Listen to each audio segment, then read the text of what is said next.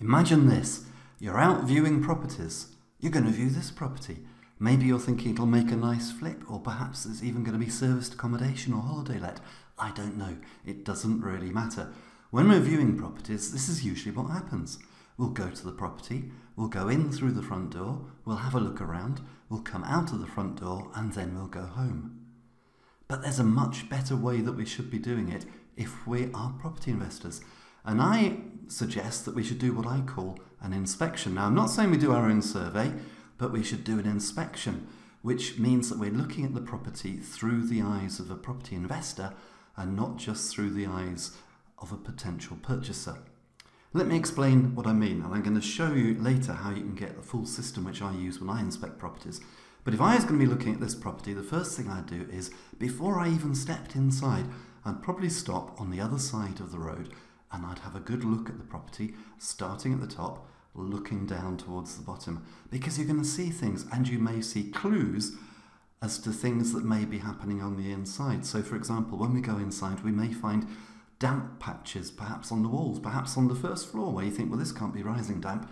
If we've had a look from the outside, we might have a much better idea as to what's actually happening. So just looking at this property very, very quickly, what can we see? Well, starting at the top, the very first thing is that chimney stack on the right-hand side looks in quite poor condition. Now, it's got an open flue, so is that in use, or has it just not been capped off? If it's not in use and it hasn't been capped off, is there going to be a damp problem in the chimney breast? Just look at the pointing. The pointing is terrible. A source of weakness around most roofs is the filleting between the chimney stack and the roof, so we'd have a good look at that. Going to the roof itself, let's see what we can see. The ridgeline looks very uneven. Now, it may be nothing or it may be something, but at least even before we go in, we can start looking from the inside to see if there's any clues. What else can we see about the roof? Well, let me just zoom in, because we can see that there's quite a few slipped slates. That's going to indicate that perhaps there's going to be some problems with this roof. I don't know whether it's lined because we haven't seen, and we may not be able to see during our inspection, but there's certainly slipped slates, which means that we're probably going to have to give it a bit of an overhaul. But if you look here, over on the right-hand side of the roof slope, just above the gutter, you can see that there's a fair number of slates which have lifted, possibly because the wind's got underneath them and it's pushed them out of position. This roof is going to need quite a bit of work. So let's keep working our way down. Well, the first thing I can see when we're looking at the elevations themselves is that there's a patch on the right-hand side, about the right third of the property is a completely different colour to the left two-thirds of the property. So why is that? Is it different brickwork? Has it been rebuilt? Or is it just that somebody's done a bodged job of repointing it? Now, I'm guessing this property is probably in a conservation area, which is why it's got the original sash windows. But they will probably need checking, because if they're timber frame windows, they're probably not the best. But the one thing which I can see, which would be a quite large concern before I go into this property, is all of that vegetation growing on it. Now, I know it can look lovely, a little country cottage covered in ivy and wisteria and all that kind of stuff, but it can do real damage to the mortar joints between the brick courses. And if it grows up into the roof space, it can grow into the roof space and it can cause all sorts of trouble in the roof, and it can be on the roof joists and all kinds of stuff. So there we are, just with a very, very cursory look from the outside, we're picking up potential clues as to what the property might be like on the inside. And if we see a problem on the inside, we can start thinking back to how it relates to what's happening on the outside. Now, you might say, this is all well and good, Peter, but you're a surveyor and I'm not. And absolutely, I'm not expecting you to be a surveyor, and I'm not expecting you or telling you to do a survey.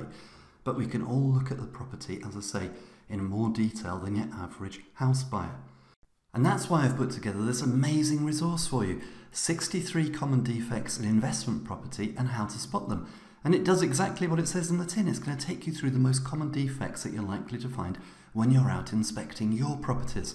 It also takes you through the exact same process that I use when I'm inspecting properties, so that I have every chance of spotting everything which I need to see.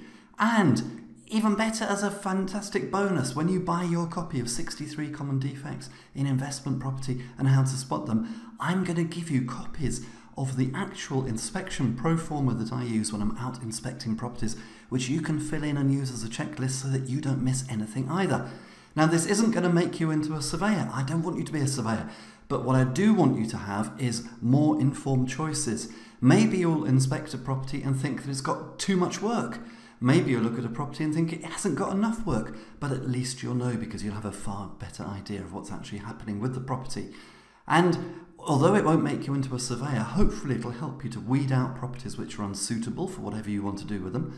Or at the very least, it'll show you or reassure you if you don't need to take a professional advice, or if you do need to take professional advice.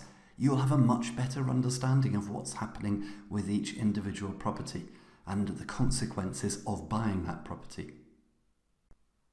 It's available in hard copy as a manual in a 4-ring binder, and there's also a digital version which you can download instantly.